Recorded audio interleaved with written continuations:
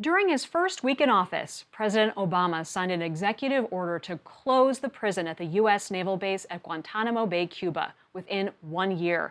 That order was issued 7 years ago this past Friday. In his State of the Union address earlier this month, the president said he'll keep working to close the prison because, in his words, it's expensive, unnecessary, and serves as a recruitment tool for America's enemies. President George W. Bush opened Guantanamo in 2002 to hold foreign fighters captured overseas, mainly in Afghanistan, in the war on terror that began immediately after 9/11. For the past 14 years, Miami Herald reporter Carol Rosenberg has covered Guantanamo full-time, spending more than 1,000 days on site. She sat down yesterday with Hari Sreenivasan to discuss the legal and logistical obstacles to President Obama's goal. There were at one point 780 men there. Now we have less than 100, I think 91 or so as we talk, and that might change. But why are people still there? People are still at Guantanamo because despite President Obama's desire to close it, Congress won't let him.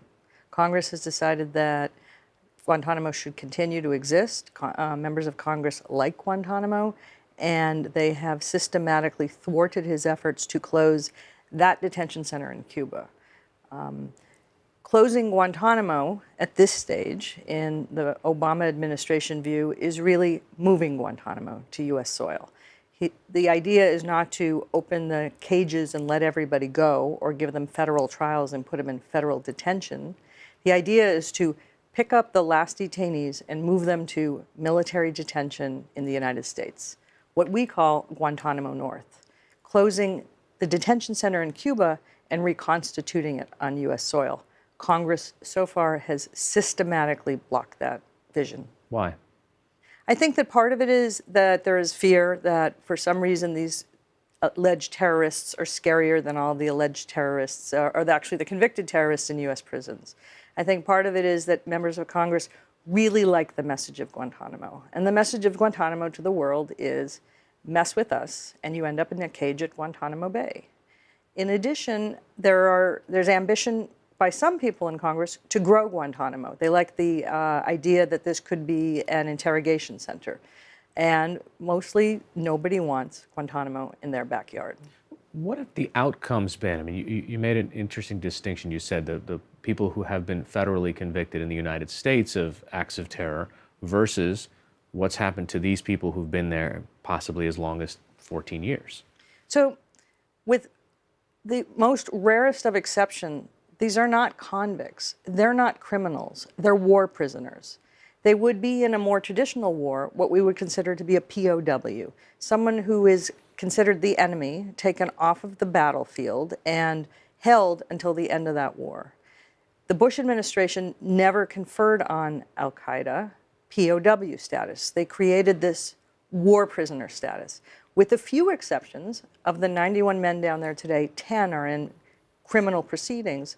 The idea is just to hold them and to systematically decide when they can go. You know, people don't necessarily understand that they're not all terrorists in the classic understanding of it. They're foot soldiers. They were people who were picked up by the Northern Alliance in and around Mazar-e-Sharif in Afghanistan and ultimately handed over to the U.S. The U.S. troops didn't march into Afghanistan and take prisoners.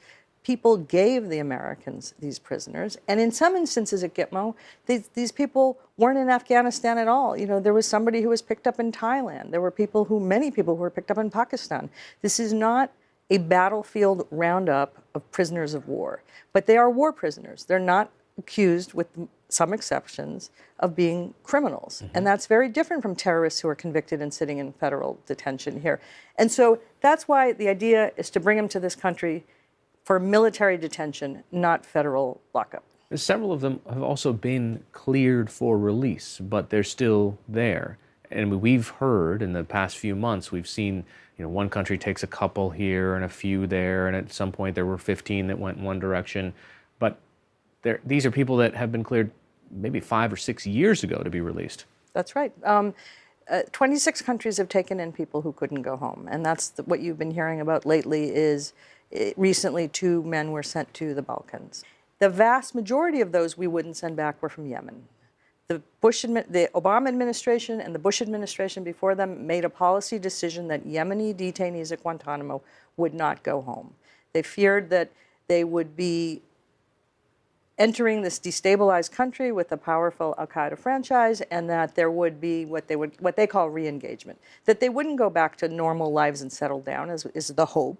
That they wouldn't go and have families and get on with their lives. That in Yemen, the odds were they'd be drawn back to al-Qaeda and they would be attacking American targets. Tell me about Mohammed Bouazir. Mohammed Bouazir knew where he was going. We don't know where he was going. Mohammed Bouazir was offered sanctuary in a third country that his lawyer thought was a great country for resettlement. That was a great chance for him. But he said Mohammed Bouazir is afraid. He's been there so long, he fears the unknown. And he had been insisting that he only wanted to go to a country where his mom was, his brothers were, or his aunts and uncles were. And that's the UAE, Indonesia, and Saudi Arabia. And the country that agreed to take him in was none of those. And he couldn't bring himself to get on the plane and start his new life somewhere else. So it's happened before, but this is such a strange thing because we've been hearing from the lawyers for these men that the Yemenis in particular will go anywhere. They're so desperate to get off Guantanamo, they'll go anywhere. This man wouldn't get on the plane. So what's their life like after they go somewhere? Can't they just decide to leave those countries and try to make their way back to wherever their home is? The deal that the U.S. makes is a diplomatic arrangement, and they're not exactly public, but we know that they're not entitled to travel papers, at least for a year, in some instances for 2 years. They're supposed to go to a rehabilitation center, something that's going to get them back into society, a new society. In some instances, they give them language. There's some in Uruguay. There's some who just arrived in Oman. There's some Chinese citizens of China, Muslim Uyghurs, who were sent to Palau. They're all over the world, and different countries offer different packages. But no, the design of this program is for them not to be able to jump on the first plane and go to Yemen. Part of the reason you go down so regularly is to cover the trials. One of them is the 9/11 trial that's still going. There are hearings, there are pretrial hearings. They are still trying to establish how there will be a trial of 5 men who were captured in 2002 and 2003 and taken off to the black sites of the CIA, where they were not given lawyers, where they were not given access to the Red Cross, where they were subjected to what is now considered to be torture, and then dropped at Guantanamo in 2006 for trial. This war court that was created for those circumstances after 9/11 is still trying to work on how it will hold that trial. They're still trying to figure out what constitutes legitimate evidence. It's a death penalty trial. And so they have learned counsel, civilian defense attorneys paid for by the Pentagon to provide them with the most robust death penalty defenses. And those lawyers are doing everything they can to attack the integrity of this court that was created after 9/11 by George Bush and then reformed by Barack Obama. All right, Carol Rosenberg from the Miami Herald and McClatchy, thanks so much for joining us. Thank you.